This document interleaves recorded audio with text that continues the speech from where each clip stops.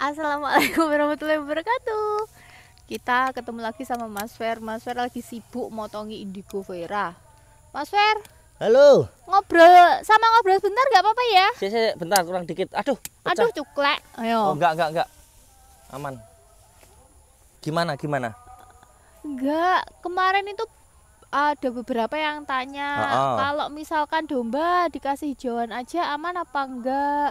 Soalnya kan memang ada yang cuma ngasih hijauan, terus ada yang dicampur konsentrat kayak gitu. Gimana itu? Kalau ini menurut ilmu lama, gak menurut saya. Menurut ilmu lama itu dulu kan belum ada konsentrat dan ilmu alam ya Mbak. Itu juga belum ada. Ya Allah. Apa? Pupumu. Oh ini digambari anakku. Tato teman-teman. Tato temporer. Gitu? Ya. Menurut ilmu alam sendiri kan domba juga pemakan tumbuh-tumbuhan atau yang disebut dengan herbivora. Gitu. Mikir gimana Rosa? Aku keliru omnivora, aku dia jaluk sego goreng sama dulu. Lah, pada dasarnya hewan ini bisa memilih berbagai macam tumbuhan.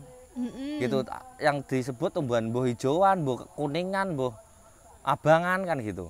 Nah, cuma bedanya kalau di alam kan mereka memakan tumbuhan ini secara heterogen atau bermacam-macam pilihannya. Tidak hanya satu macam.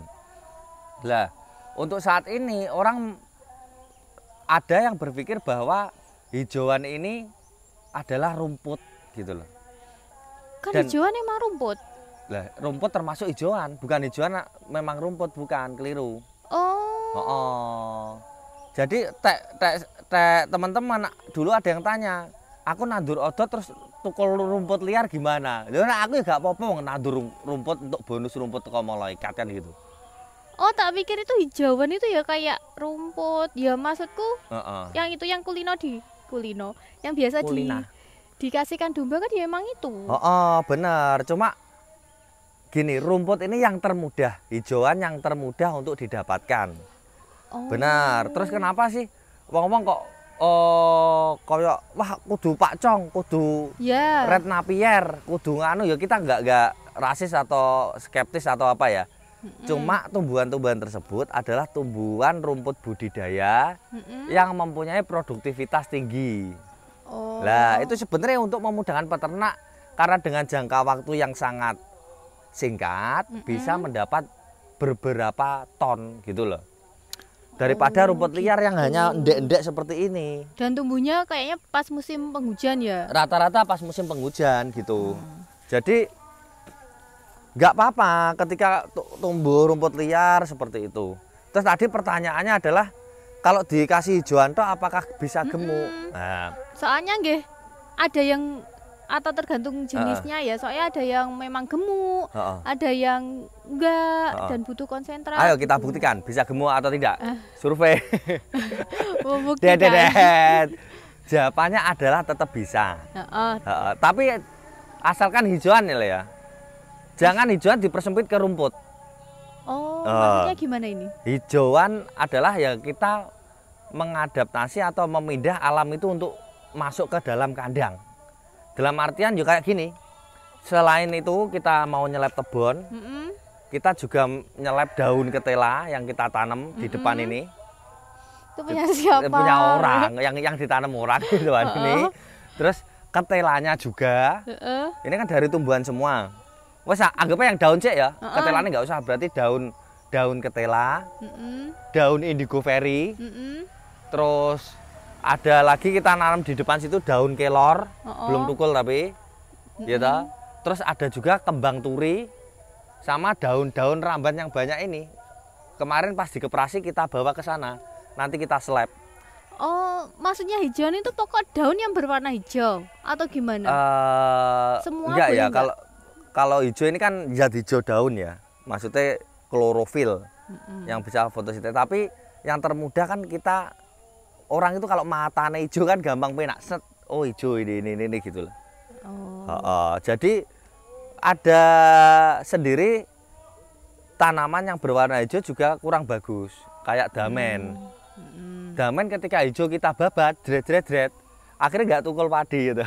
Akhirnya padinya impor. Berhasil impor lah itu loh. Nah, terus?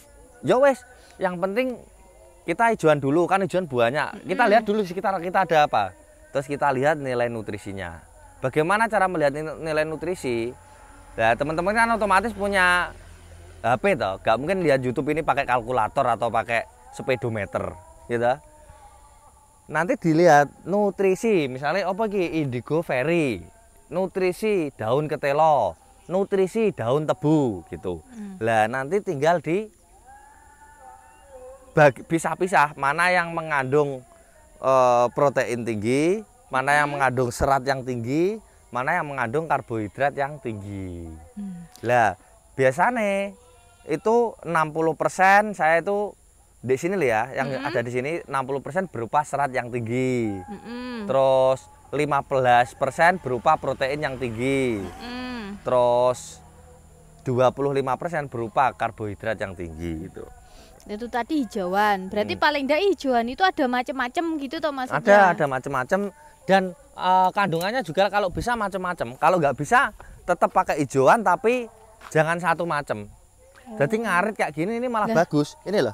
Tak kasih lihat. Ini kan ada rumput satu dan satunya ini beda. Ini ya. Ini ada ini ombo, godong ombo, godong kuncrut. Iki terus sing nelolor iki ya ta. Lah iki wis enek pirang macam 4. Oh ya ta? Iya. Terus iki 5. Ya. Sebenarnya nutrisi dari alam ini ada lagi 6 jamur. Jamur tahe itu. Jamur tahe. Jangan itu bisa mendem teman-teman. Itu kalau teman-teman suka konsumsi jamur letong ya ini tapi jamur sinirsintail. Lah itu loh. Jadi balik lagi ke kreativitas peternaknya. Betul loh. Berarti konsentrat itu kalau bisa perlu gitu toh? Perlu nggak sih? Oh ya perlu toh Mbak. Itu kan pakan komplit. Ya kok kayak awake dhewe misalnya kita makan mosok segotok. Kan hijauan wis komplit tadi. Gimana? Loh, hijauan kan? Bentar. Konsentrat ini adalah istilah, Mbak. Oh, konsentrat itu istilah. Mesti ngerti ini konsentrat sing merek-merek tuku sak-sakan pabrik. Loh, konsentrat kan kayak gitu. Bukan. Lah terus? Konsentrat itu adalah istilah atau nama lain atau sinonim dari pakan penguat. Yang mudah diserap. Kadang kan konsentrat lumayan ya harganya. Paling enggak satu sak itu mesti 100 up. 150 munggah malah. Kan ya lumayan. Maksudnya kalau perlu butuh berombane banyak kan lumayan menghabiskan banyak uang untuk konsentrat. Oh iya. Terus gimana? Ya kita subal dengan cara menanam. Kalau ada tanah ya, ini gini. Orang kenapa sih beli konsentrat? Karena mereka tidak mampu untuk beli tanah untuk nandur pakan penguat, gitu. Beli tanahnya lebih mahal. Jadi milih beli konsentrat. Kenapa kok beli konsentrat? Karena mereka sudah terlanjur ternak, gitu loh. Pakan penguat juga tanaman toh? Ayo, maksudku konsentrat itu apa sih? Lah masa saka plastik. Konsentrat kan isinya bungkil kopra dari klopo, bungkil sawit dari sawit, CGF atau koren gluten plik.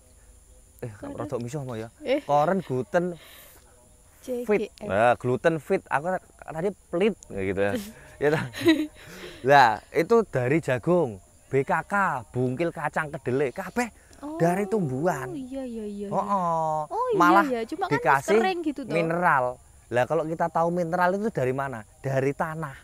Dari tanah kembali ke tanah gitu loh.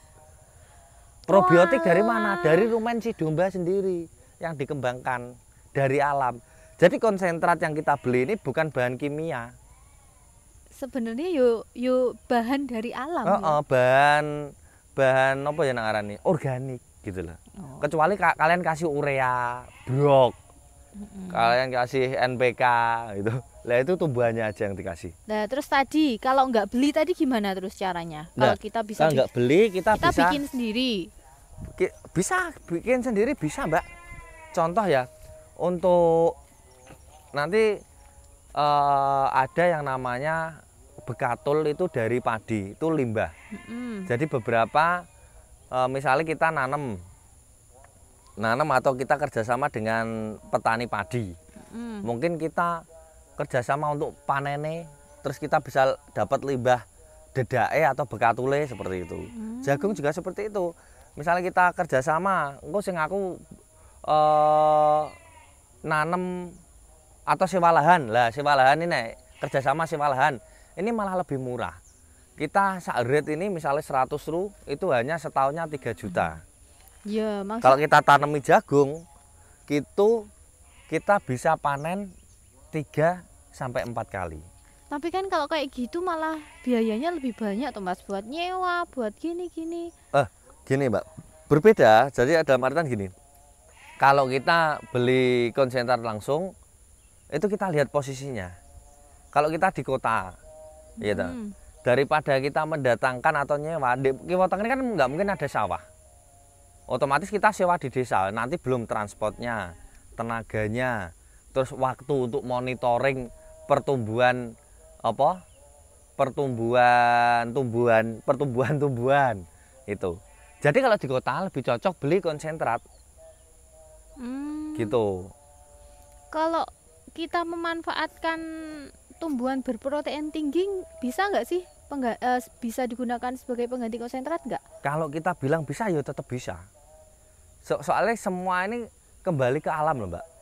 Bahan konsentrat tadi yang pabrikan itu juga bahan-bahan alam lah.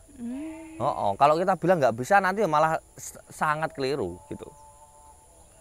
Oke.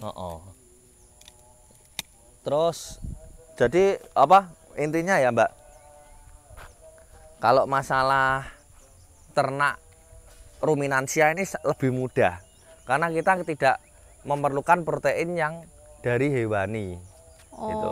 Nah, nanti beda kalau unggas atau nganu kan kita perlu MBM, perlu nganu protein hewani itu. Iya. Oke, kesimpulannya apa hari ini? Kesimpulan hari ini adalah beternaklah dengan wawasan yang luas gitu loh. Jadi kita selain mengembangkan peternakan kita juga mengembangkan referensi kita dalam beternak gitu. Jadi jangan wes aku iki aja. Jadi nanti ketika ada masalah itu solusinya tidak segera muncul karena wawasan kita sempit gitu loh. Jadi kita tambahi wawasan. Kayak gini kan saya juga nggak tahu panen di GoFerry ini kayak gini kok diketoki dari sini, ternyata dari teman-teman yang petani ada teorinya seperti ini, dari teman-teman nganu ada seperti ini gitu. Jadi tetap terus belajar gitu loh Mbak. Jadi tidak secepat puas untuk ilmu-ilmu yang udah kita dapatkan, tapi kita tetap terus belajar, memperbaiki diri, otomatis nanti lingkungan akan ikut terbaiki gitu.